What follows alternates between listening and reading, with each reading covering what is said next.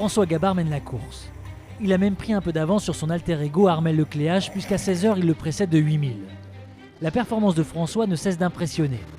À tel point qu'on se pose pas mal de questions, d'autant plus qu'il répète à peu près ce qu'a fait Michel Desjoyaux, son mentor, il y a 4 ans. Sur les 72 dernières heures, on a vu un Gabard un nœud plus vite en moyenne, puisqu'il a repris à peu près 70 000 à Armel en 72 heures. Donc on sent qu'il a un petit plus.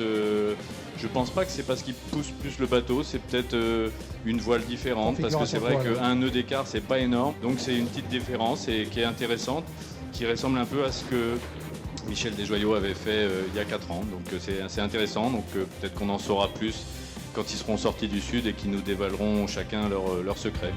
En attendant ces révélations, François Gabard et Armel Lecléache poursuivent leur mano à mano. Jean-Pierre Dick maintient l'écart, 80 000 environ, Bernard Stamm est dorénavant 4e, parce qu'Alex Thompson est monté au nord. Est-il allé chercher quelque chose ou préserve-t-il son bateau? That is the question. On vous le rappelle, le Britannique a heurté un ovni, cassé son hydrogénérateur et se retrouve donc à faire les mêmes réparations qu'il a faites il y a presque un mois. Une chose est sûre, avec cet accident, il lui est impossible d'envoyer des images du bord. D'ailleurs, personne ne l'a fait aujourd'hui, sauf Arnaud Boissière, l'intrépide. Ah, ça mouille un peu dehors. On va faire une tentative pour regarder complètement dehors.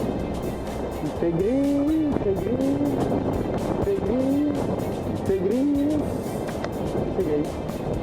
Mais concernant à 20 nœuds, c'est plutôt joli.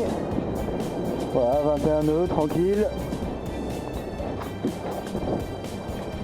Voilà, voilà. Et moi je fais malin, alors je suis en t-shirt.